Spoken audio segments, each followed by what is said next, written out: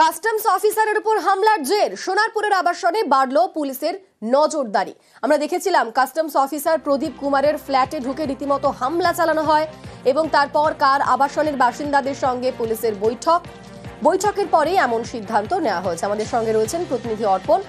ঠিক কিরকম পরিকল্পনা? দেখো, প্রতিদিনই যেমন রোটেশন ওয়াইজ যারা পুলিশ অফিসাররা রয়েছেন তারা যেমন এলাকায় টহলরত করছেন তারা করবেন, এবং পুলিশের পক্ষ থেকে একটি টিম যার একজন এএসআই এর উপরে দায়িত্ব থাকবে, যিনি আবাসনগুলিতে গিয়ে প্রতিনিয়ত ভিজিট করবেন। কোনো রকম কোনো সমস্যা হলে, কোনো রকম কোনো বচসায় জড়ালে সঙ্গে সঙ্গে যারা আবাসিক রয়েছেন তারা সঙ্গে সঙ্গে পুলিশকে ফোন করার জন্য আইসি ফোন নাম্বার দেওয়া হয়েছে। এবং এই যে মেগাসিটিতে যে ঘটনা ঘটেছে, কাস্টম অফিসারের উপরে হামলা, দীর্ঘক্ষণ ধরে হামলা, সেখানে অভিযোগ এসেছিল যে পুলিশের কাছে ফোন করে কোনো রকম সাহায্য পাওয়া যায়নি।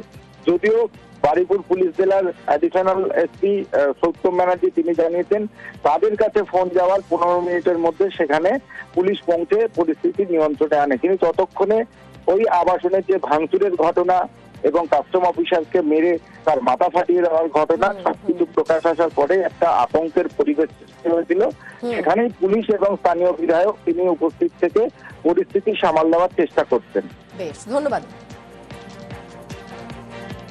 সেফটি নিয়ে কথা আমাদের যেটা হয়ে গেছে, দুর্ঘটনা খুবই খারাপ হলো, এটা হওয়া উচিত। ম্যাডামও সে কথা বললেন, আইসি সাহেব কথা বললেন, বাট একটা সেফটি যে ব্যাপারটা প্রশাসনে রয়েছে, আইসি অফিসারও রয়েছেন, ম্যামও ছিলেন, একটা অ্যাসুরেন্স দিয়েছেন কি আর মানে সেফটি ব্যাপার যেটা রয়েছে সবার আমাদের কনসার্ন, সেটা একটু উনি দেখবেন, ভালো করে দেখবেন। একটু পেট্রোলিং ব্যাপারটা যেটা আছে অনেকটা বেশি করে কন্টিনিউ থাকবে।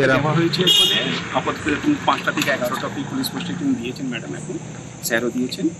আপাতত আর শুনেছি কি খুব তাড়াতাড়ি একটা আমাদের থানা যেটা আছে রাজপুরে শিফট হচ্ছে অ্যাজ সুন অ্যাজ পসিবল, তো একটু কাছাকাছি হলে ভালো হবে।